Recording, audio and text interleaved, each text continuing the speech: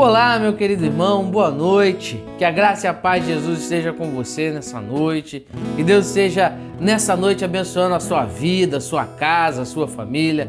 É muito bom estar com você aqui nessa noite de quarta-feira, louvando ao Senhor, servindo ao Senhor e juntos meditando na palavra do Senhor.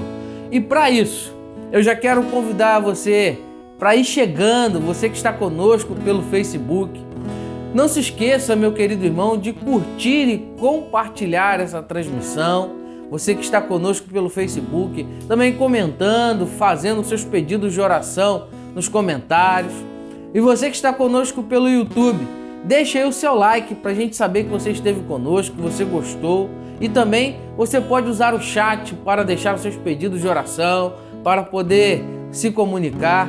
É muito bom, amados, poder estar de volta, agora dirigindo o culto, trabalhando.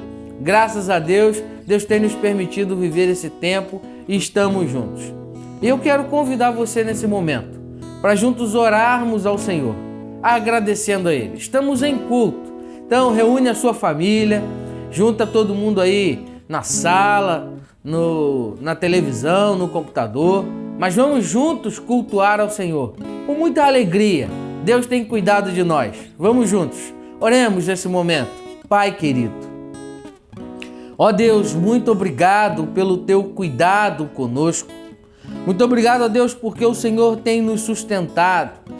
Muito obrigado, Pai, porque de maneira grandiosa o Senhor tem cuidado de nós, tem nos abençoado. E, ó Deus, nessa noite queremos pedir ao Senhor que receba o nosso culto, receba, ó Deus, a nossa adoração, receba, ó Deus, aquilo que prestamos ao Senhor e traga-nos, ó Deus, a Tua vontade. Que o Teu Espírito Santo, ó Deus, tenha liberdade nos nossos corações, nas nossas casas. Que o Teu Espírito Santo, ó Pai, fale conosco através da Tua palavra. E que essa noite seja uma noite da Tua presença, da Tua paz em nossos lares. É a oração que nós te fazemos em nome de Jesus. Amém. Amém, meu querido irmão. Quero convidar você a abrir a sua Bíblia. Leremos o Salmo de número 46, versos de 1 a 7. Faremos uma leitura em conjunto. Diz assim o Salmo: Deus é o nosso refúgio e a nossa fortaleza, auxílio sempre presente na adversidade. Por isso não temeremos, ainda que a terra trema e os montes afundem no coração do mar, ainda que estrondem as águas turbulentas e os montes sejam sacudidos pela fúria. Há um rio cujo canais alegram a cidade de Deus, o santo lugar onde habita o Altíssimo. Deus nela está, não será abalada. Deus vem em seu auxílio desde o romper da manhã. As nações se agitam, os reinos se abalam. Ele ergue a voz e a terra se derrete. O Senhor dos exércitos está conosco. O Deus de Jacó é a nossa torre segura. Aleluia! Que palavra tremenda essa! O Deus de Jacó é a nossa torre segura. E nessa noite, com essa certeza de que Deus é o nosso cuidador, é o nosso sustentador, eu quero convidar você a juntos louvarmos ao Senhor. Receberemos agora uma participação especial lindíssima e louvaremos ao Senhor. E logo depois, a irmã Joana estará nos conduzindo na noite de hoje.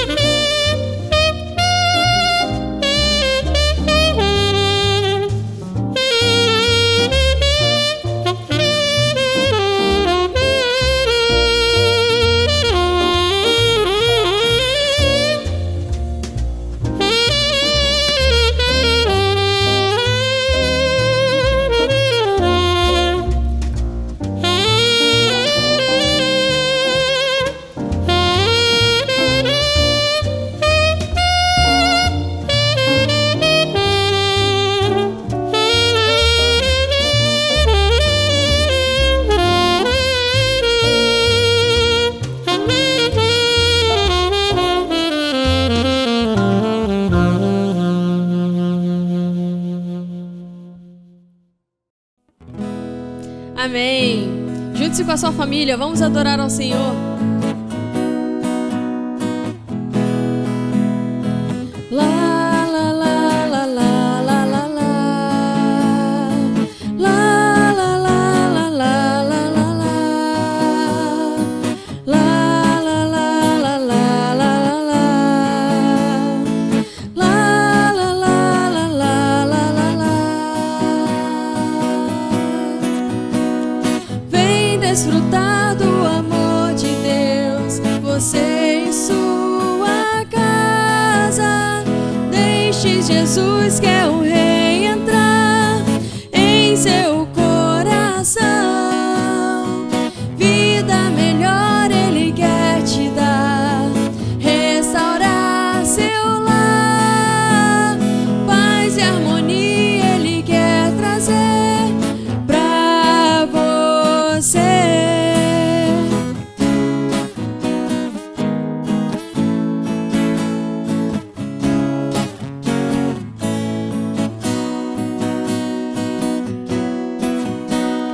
Vem desfrutar do amor de Deus, você e sua casa. Deixe Jesus, que é o Rei, entrar em seu coração. Vida melhor Ele quer te dar, restaurar seu lar. Paz e harmonia Ele quer trazer pra você. Lá, lá, lá, lá, lá, lá, lá, lá. Lá, lá, lá, lá, lá, lá, lá, lá. Lá, lá, lá, lá, lá, lá, lá, lá. Lá, lá, lá, lá, lá, lá, lá, lá. Deus alcançou e modificou toda a minha casa. Ainda que venha a tempestade, não nos abalará. Vida melhor Ele quer te dar, restaurar seu lar. Paz e harmonia Ele quer trazer pra você. Paz e harmonia Ele quer trazer pra você. Paz e harmonia Ele quer trazer pra você. Lá, lá, lá, lá, lá, lá, lá, lá. Lá, lá, lá, lá, lá, lá, lá, lá. Lá, lá, lá, lá, lá, lá, lá, lá. Lá, lá, lá, lá, lá, lá, lá, lá. Amém. Amém. Amém. Que coisa boa, irmãos, é louvarmos ao Senhor. Que privilégio podermos adorar ao Senhor. E nessa noite tivemos um solo de saxofone. Como é bom.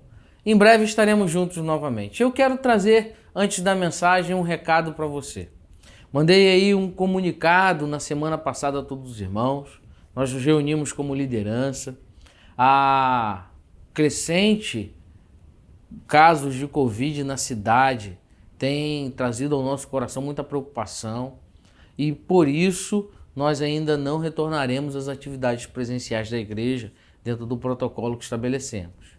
Estabelecemos um protocolo de retomada, irmãos. Você será informado à medida de cada fase e quando entendermos que há segurança para a fase 2, que temos chamado, que é a primeira fase de retomada, que serão 5 fases, nós retornaremos.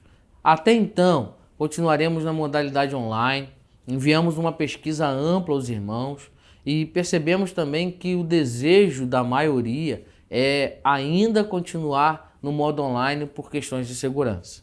Então assim continuaremos. Continue orando para que Deus possa ter misericórdia de nós nesse tempo e no tempo mais oportuno possamos estar juntos de novo.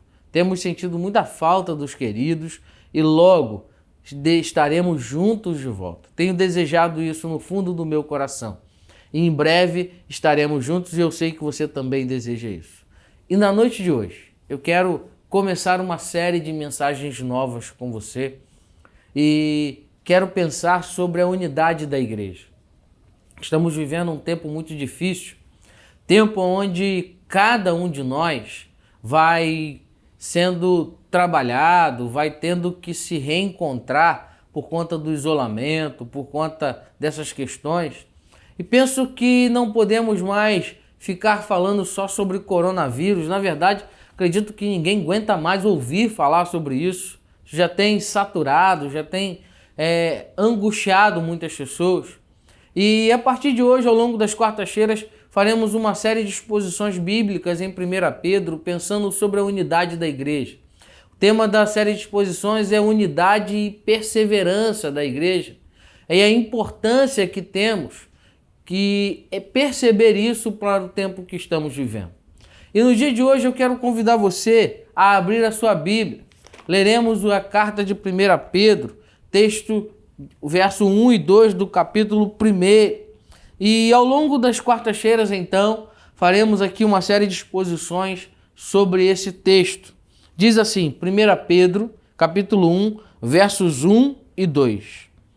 Pedro, apóstolo de Jesus Cristo, aos eleitos de Deus, peregrinos dispersos no Ponto, na Galácia, na Capadócia, na província da Ásia e na Bitínia, escolhidos de acordo com o pré-conhecimento de Deus Pai, pela obra santificadora do Espírito, para a obediência a Jesus Cristo e a aspersão do seu sangue. Graça e paz lhes sejam multiplicadas.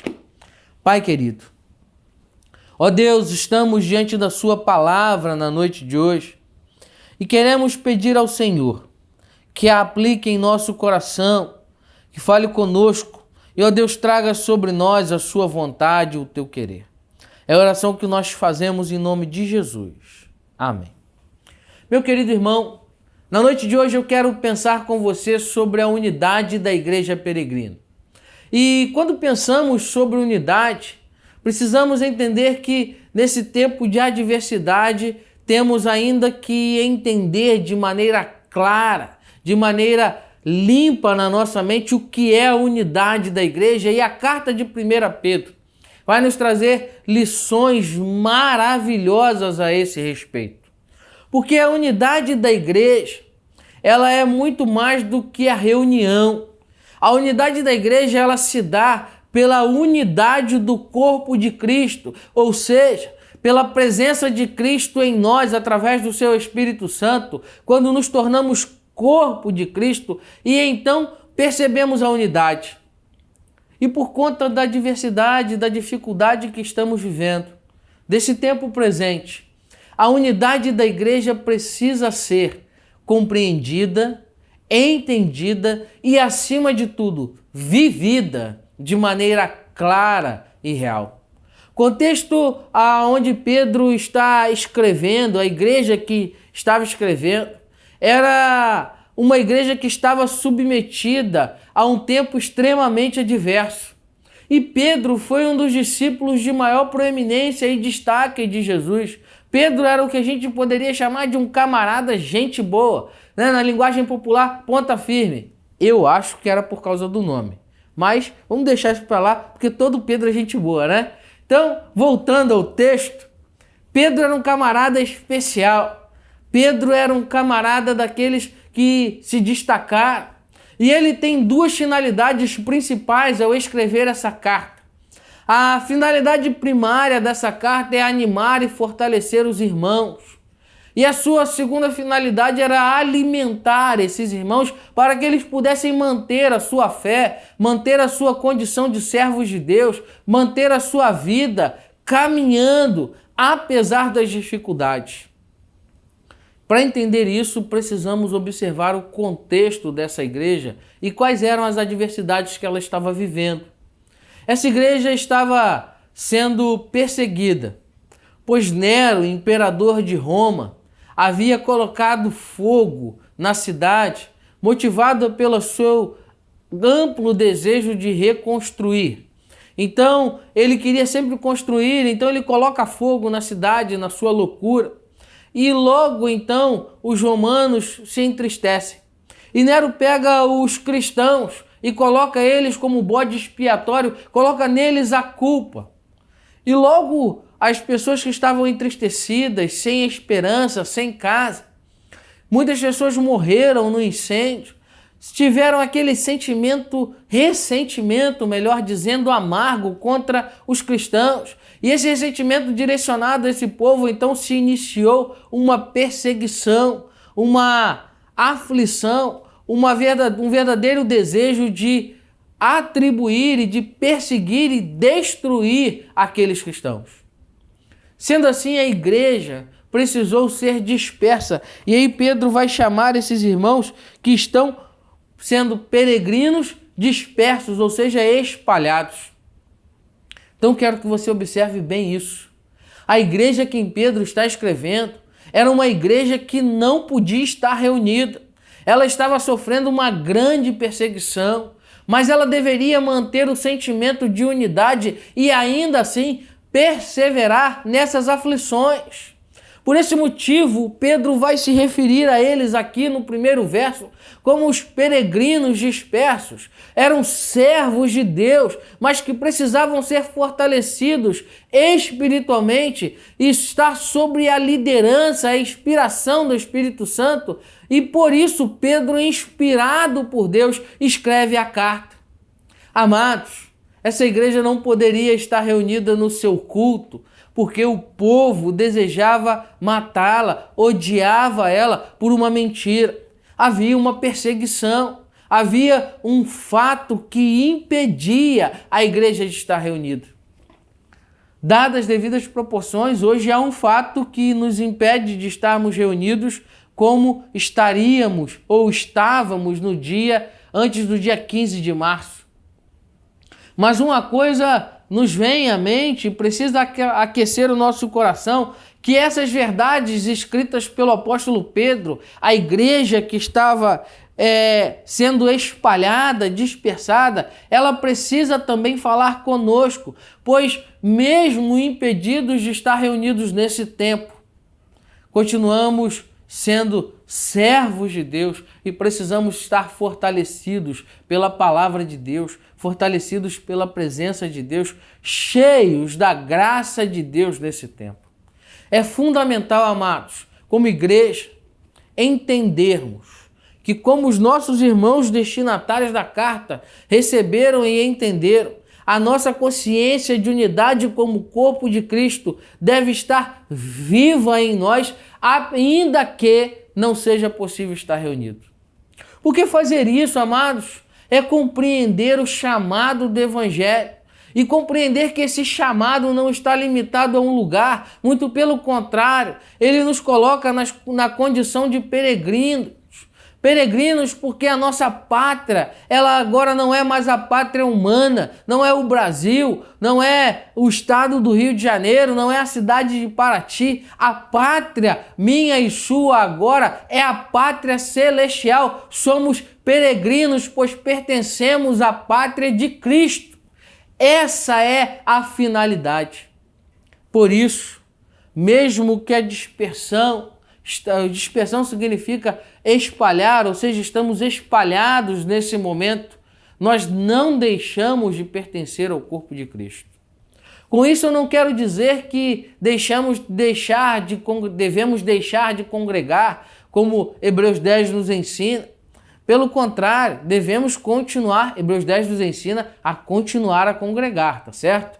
Devemos continuar a congregar como Hebreus nos ensina.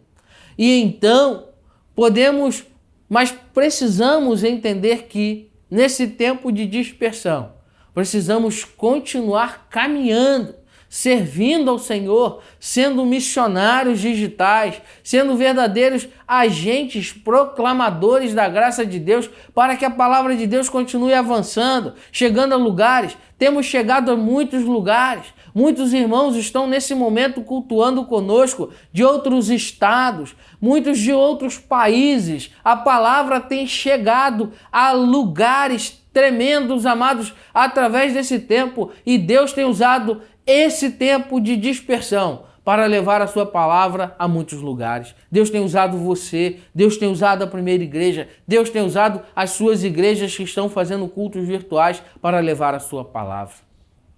Por isso, é necessário manter o sentimento de unidade, mesmo dispersos, mesmo espalhados, manter o sentimento de que a nossa comunhão com o Senhor Jesus, a nossa união e unidade como Igreja de Cristo Jesus não está ligada a um templo físico, mas está ligada à presença real de Cristo Jesus em nosso coração.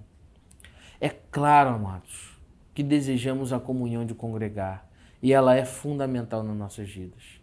Mas esse tempo precisa ser entendido como um tempo da dispersão e logo o Senhor nos ajuntará de volta.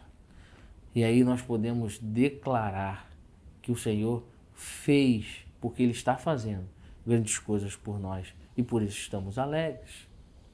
E a primeira coisa que eu quero pensar com você à luz desse texto é que devemos entender a unidade da igreja peregrina.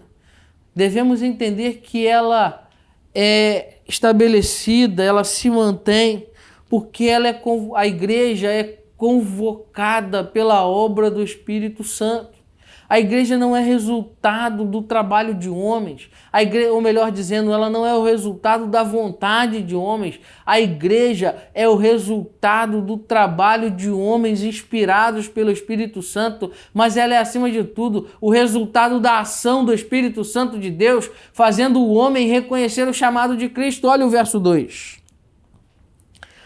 Pedro está escrevendo, ele vai dizer: escolhidos de acordo com o pré-conhecimento de Deus Pai, pela obra santificadora do Espírito. O maior erro que podemos cometer como igreja é se estabelecer com base em princípios humanos. Toda vez que a igreja tenta vivenciar a sua realidade, toda vez que a igreja deseja estar estabelecida com base em princípios e critérios humanos, ela falha na sua missão. A igreja, amados, não é humana. A igreja não se estabelece pelo desejo humano.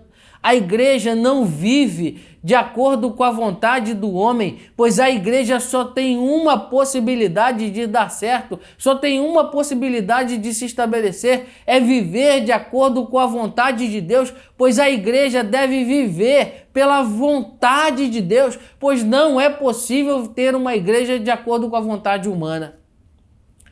De acordo com a vontade humana, só é possível estabelecer um clube de pessoas. Mas a igreja só é, de fato, igreja de Cristo, se ela viver de acordo com a vontade de Deus, sendo movida, impulsionada, convocada, impelida a avançar pela obra do Espírito Santo. Amados, o chamado da igreja é mediante a obra do Espírito Santo de Deus. É Ele quem trabalha em nós para que possamos ser semelhantes a Cristo. E nós precisamos entender isso. Deus não nos chamou, amados, para ter uma igreja unida no propósito humano. Deus não nos chamou para viver uma igreja unida em uma ideologia.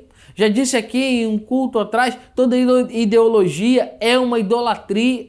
Deus não nos chamou para ter uma igreja para satisfazer os nossos desejos humanos.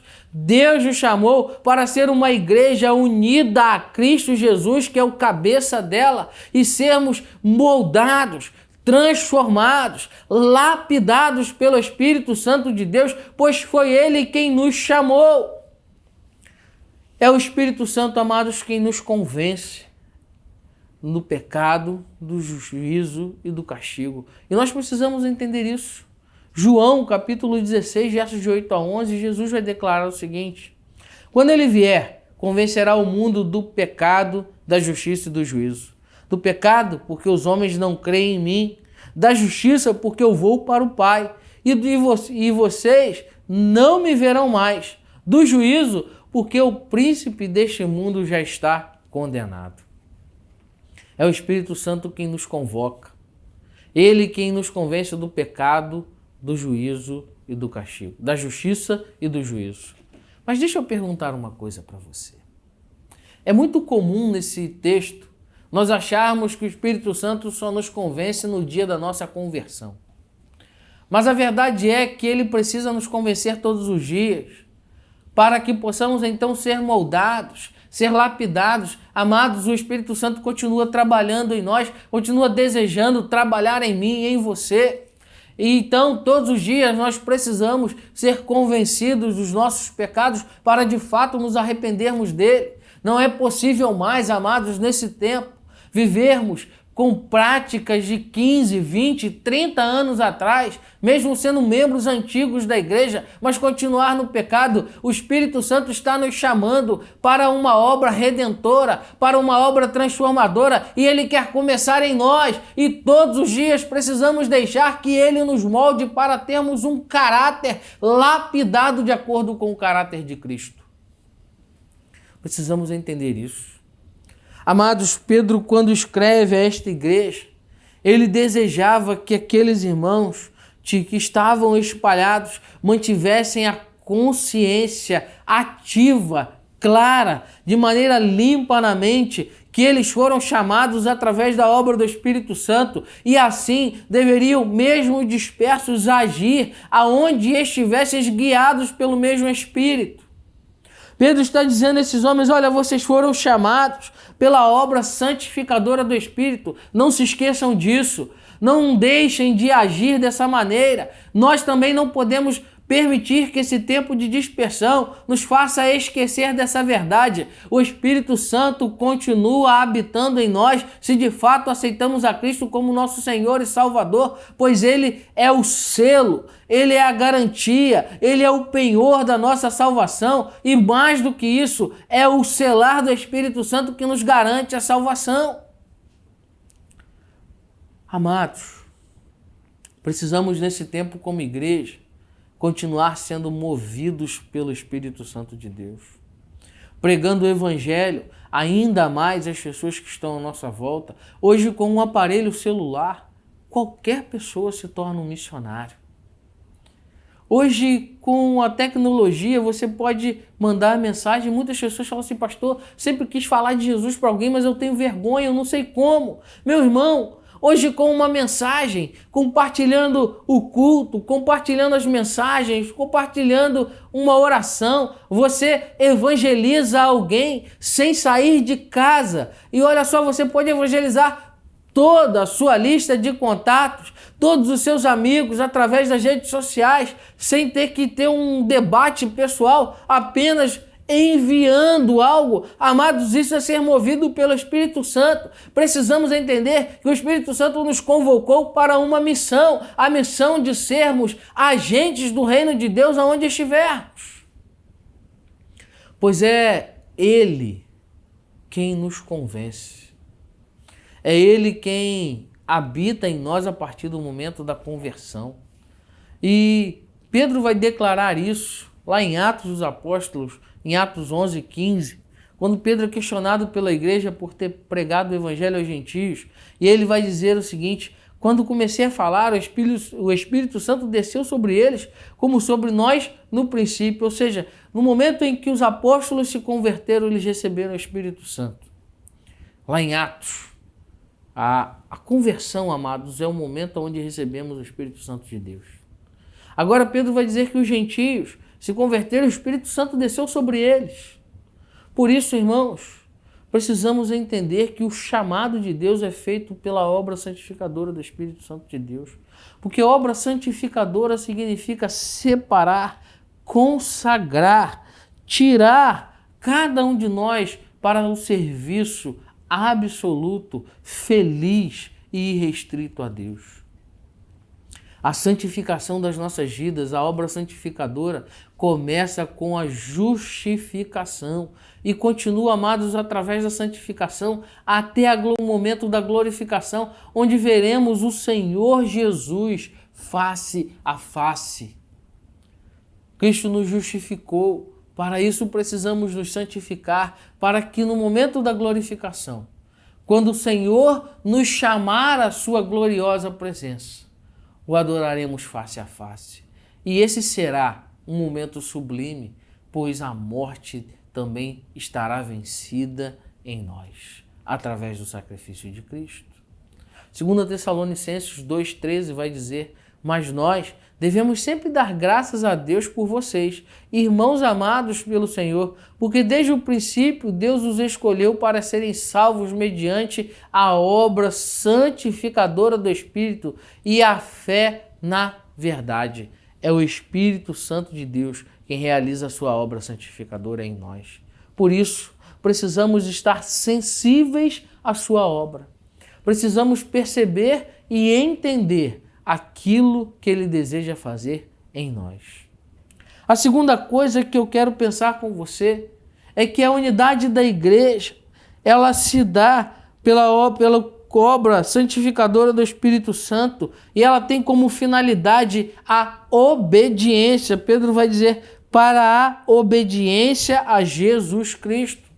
Outra realidade que Pedro continua escrevendo de modo contínuo para aqueles irmãos que deveria estar viva na mente deles, era que eles, como peregrinos, deveriam manter-se, perdão, irmãos, como peregrinos deveriam manter-se obedientes a Cristo Jesus. Amados, a dificuldade e a perseguição não deveria servir para aqueles irmãos como desculpa, como uma espécie de salvo-conduto para deixar de lado a santificação e viver de maneira absoluta. Hoje também nós precisamos entender isso. A perseguição, a dificuldade, a dispersão não pode, amados, servir para mim e para você com um motivo, uma espécie de salvo-conduto para deixar de ter comunhão, para deixar de ter intimidade com o Senhor, para deixar de ser obediente irrestritamente à palavra de Deus. Nós não podemos permitir que isso aconteça, pois Pedro vai declarar: nós fomos chamados através da obra do Espírito Santo, não para fazer a nossa vontade, não para satisfazer os nossos desejos, não para ter as nossas vaidades supridas, mas para viver de maneira obediente a Deus. Deus não chamou a mim e a você, amados, para ter os desejos realizados. Deus não nos chamou para podermos ter as vaidades supridas. Deus nos chamou para sermos obedientes a Cristo Jesus, o nosso Senhor e Salvador, e ser obediente a Cristo é ser obediente à sua palavra. Romanos, capítulo 1, verso 5, Paulo vai declarar isso também, dizendo: por meio dele, por causa do seu nome, recebemos graça e apostolado, para chamar dentre todas as nações um povo, para a obediência que vem pela fé. Só é possível, amados, obedecer a palavra de Deus. Só é possível compreender aquilo que as Escrituras dizem, mediante a ação do Espírito Santo nos iluminando. E aí, então, seremos obedientes. É uma continuidade. A obediência é marca daqueles que são salvos. A obediência é característica do homem espiritual. O homem carnal não pode ser obediente a Cristo, pois ele faz a vontade da carne. A obediência precisava ser uma verdade na vida daqueles que tinham a convicção da presença de Deus consigo por onde eles estiverem. Amados, ser obediente, obedecer a Cristo é ter convicção da presença de Cristo conosco. Por isso somos obedientes.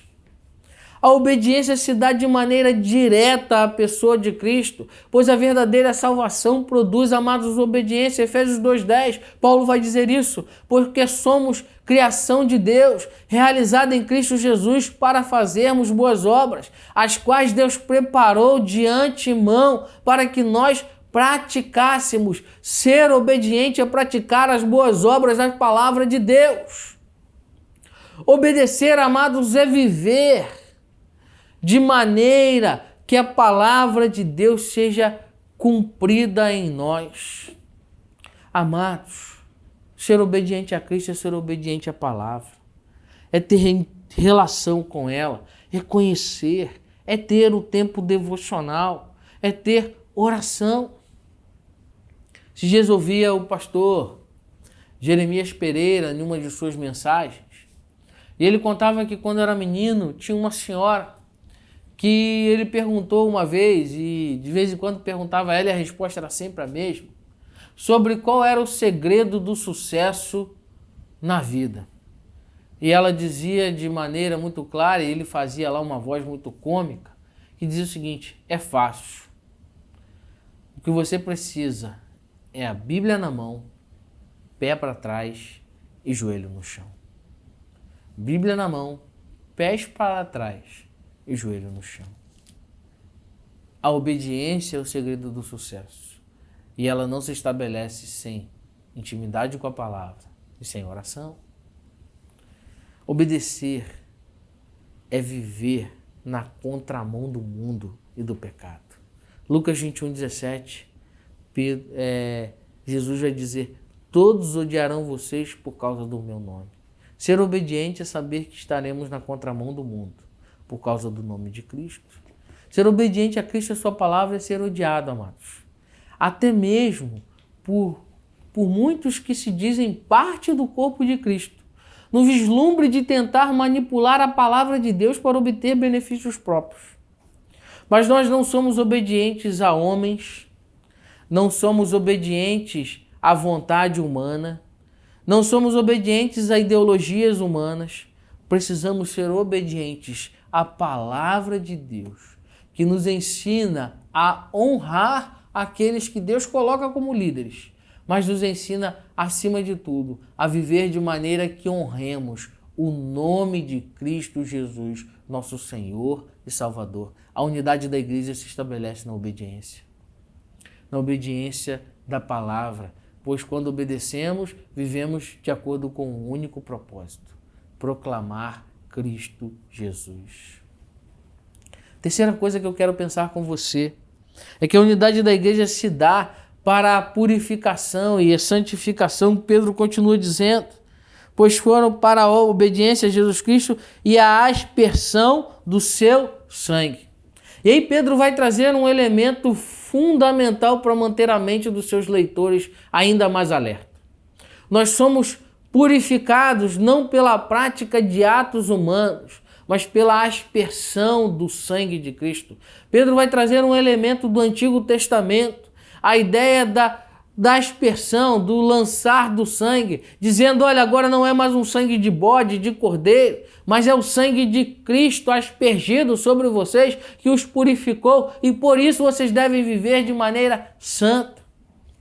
Hebreus 10, verso 22 vai dizer assim: sendo assim, aproximemo-nos de Deus com um coração sincero e plena convicção de fé, tendo os corações aspergidos para nos purificar de uma consciência culpada e tendo os nossos corpos lavados com água pura. Amados, podemos nos aproximar de Deus agora com a consciência sincera, com a consciência devidamente lavada, pois o sangue de Cristo foi o que nos purificou. Pedro está usando um elemento simbólico para aqueles irmãos e para nós. Olha, vocês foram aspergidos pelo sangue de Cristo na cruz, e isso demonstra a amplitude do sacrifício de Cristo por nós, e por isso, amados, nós devemos andar em atitude de santificação, purificando o nosso coração. Pois Apocalipse 22:14 vai declarar: felizes os que lavam as suas vestes, para que tenham direito à árvore da vida e possam entrar na cidade pelas portas. Felizes aqueles que lavaram as suas vestes. E lavaram onde, amados? No sangue do Cordeiro. Quando Pedro menciona a aspersão, ele não está apenas mencionando bênçãos reservadas para aqueles que participam agora da nova aliança, mas ele também está nos chamando a atenção a coisas muito sérias. Ele está nos chamando a atenção ao compromisso que firmamos de obediência e fidelidade integral ao Senhor. Compromisso firmado esse no dia em que aceitamos o Senhor Jesus como nosso Senhor e Salvador. Amado, no dia em que você entregou a sua vida para Cristo, você recebeu de Cristo a promessa de bênçãos de vida eterna, mas também firmou com Ele um compromisso de ser obediente, pois através da obediência você se santificaria para viver de modo agradável a Ele. E Pedro está nos chamando a essa consciência. A unidade da igreja se dá em viver em santificação.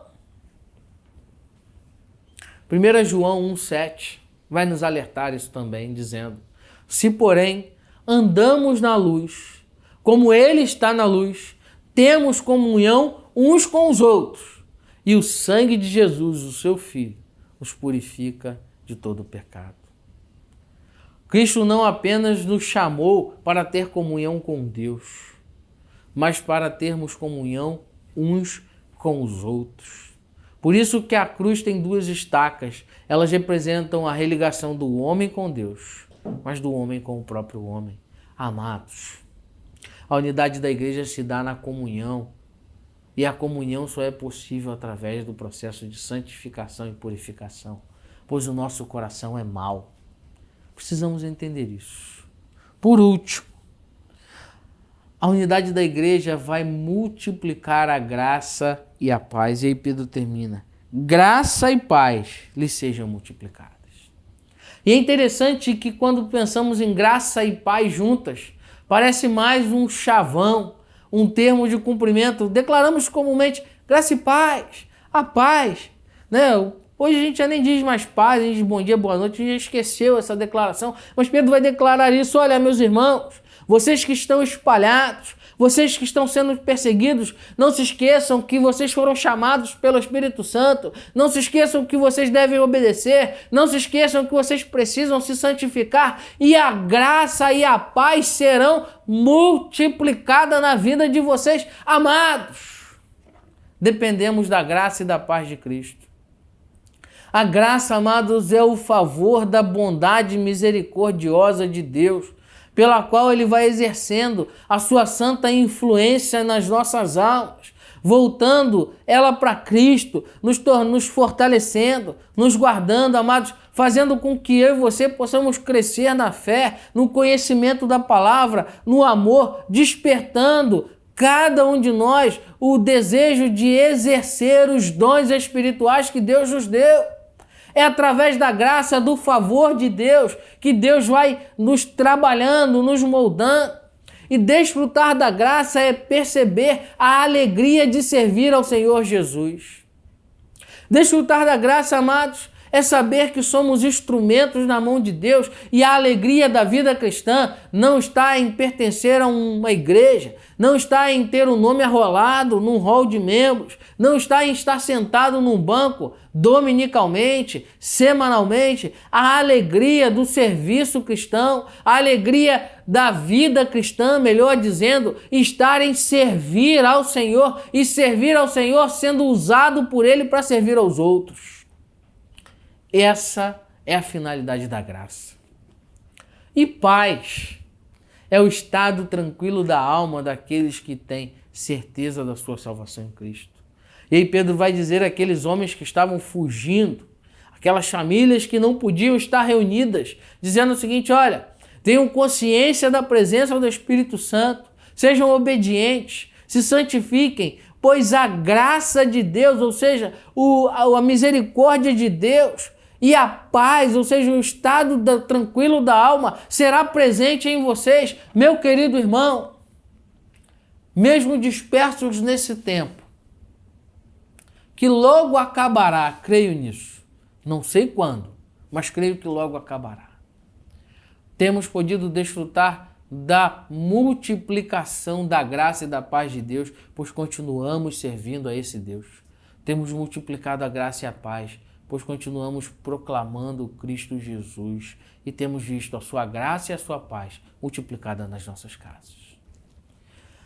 A multiplicação começa na unidade da igreja e vai avançando através da igreja e não do templo. E eu quero concluir, amados, convidando você a refletir sobre isso. O Espírito Santo nos chamou para uma obra. Como anda a sua relação com Deus? tem permitido que Ele sonde o seu coração através do Espírito Santo. Você tem permitido que Ele trabalhe a sua vida através de uma obediência à palavra de Deus. Você tem permitido que Deus use você porque você está vivendo em santificação, em purificação, abandonando dia após dia a prática do pecado. Tem podido perceber a graça e a paz de Deus se multiplicando na sua vida e na sua casa? Ou essas verdades não são a realidade da sua vida nesse tempo? Se você não tem podido, amado, desfrutar disso, entendendo que a condição peregrina da igreja é algo inevitável, pois a igreja não deve se ocupar com os assuntos desse mundo, e você, como servo de Deus, não pode estar mais preocupado com este mundo do que com o serviço cristão que você foi chamado para fazer, vivendo de maneira agradável a Deus. Se você não tem podido desfrutar disso, eu quero te desafiar nessa noite. Amados, a unidade da igreja não está apenas na reunião do templo. A unidade da igreja está em reconhecer quem a chamou, quem a convocou, para que convocou e quais são os resultados disso. Quem a chamou foi a Cristo Jesus mediante a obra do Espírito Santo. Fomos chamados para a obra santificadora mediante a obediência e a purificação. E as bênçãos é a multiplicação da graça e da paz de Deus em nós, através de nós também.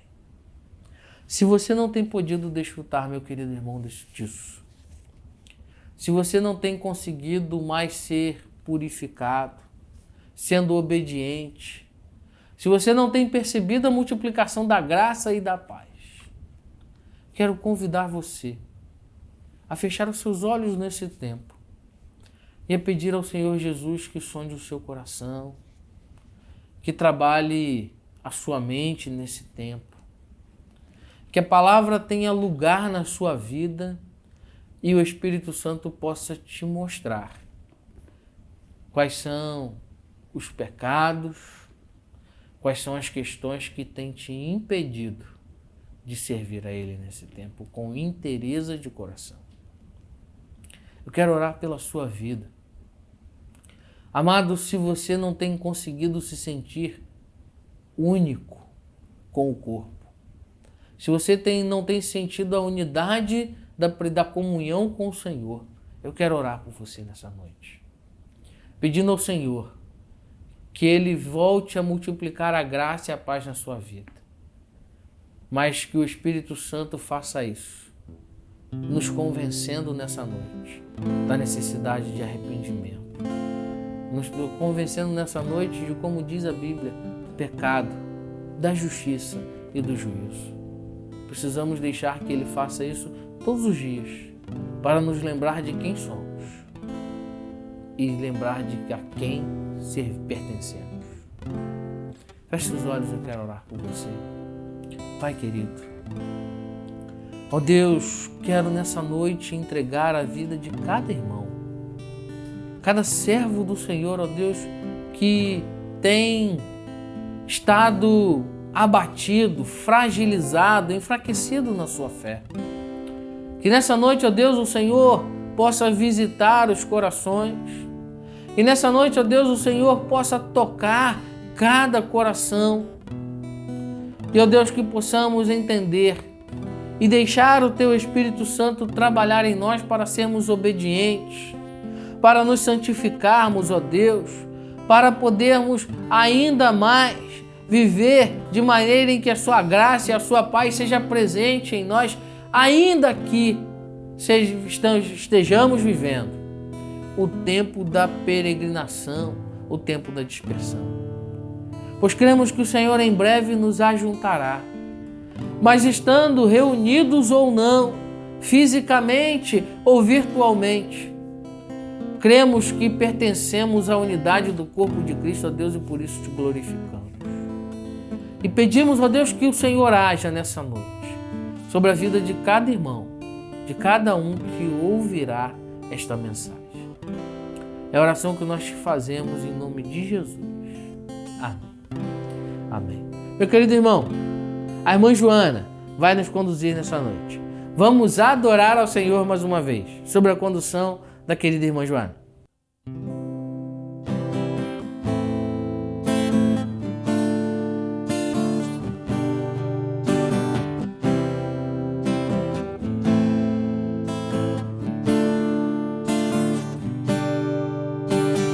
Como é precioso, irmão, estar bem junto a ti e juntos lado a lado andarmos com Jesus e expressarmos o amor que um dia Ele nos deu pelo sangue do Calvário. Sua vida trouxe a nós a aliança do Senhor. Eu tenho com você. Não existem mais barreiras em meu ser. Eu sou livre pra te amar, pra te aceitar e para te pedir. Perdoa, meu irmão. Eu sou um com você no amor do nosso Pai. Somos um no amor de Jesus. Eu sou um com você no amor do nosso Pai. Somos um no amor de Jesus. Como é precioso, irmão, estar bem junto a ti e juntos lado a lado andarmos com Jesus e expressarmos o amor que um dia Ele nos deu pelo sangue do Calvário. Sua vida trouxe a nós a aliança do Senhor. Eu tenho com você. Não existem mais barreiras em meu ser. Eu sou livre pra te amar, pra te aceitar e para te pedir. Perdoa, meu irmão. Eu sou um com você no amor do nosso Pai.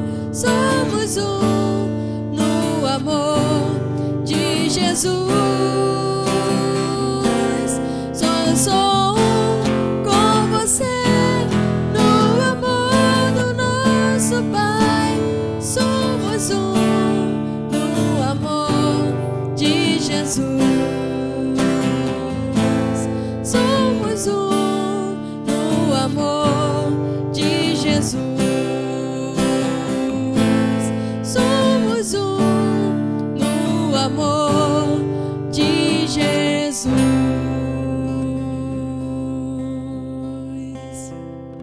Amém. Amém, meu querido irmão. Foi muito bom estar com você nessa noite. Que Deus te dê uma semana abençoada, cheio da presença dEle. E lembre-se, estamos unidos pelo corpo de Cristo, pela obra do Espírito Santo. Que o amor de Deus, a graça do nosso Senhor e Salvador Jesus Cristo e as consolações do Espírito Santo estejam com todo o povo de Deus. Todos nós dizemos amém. E Deus te abençoe, meu querido. Tenha uma semana abençoada.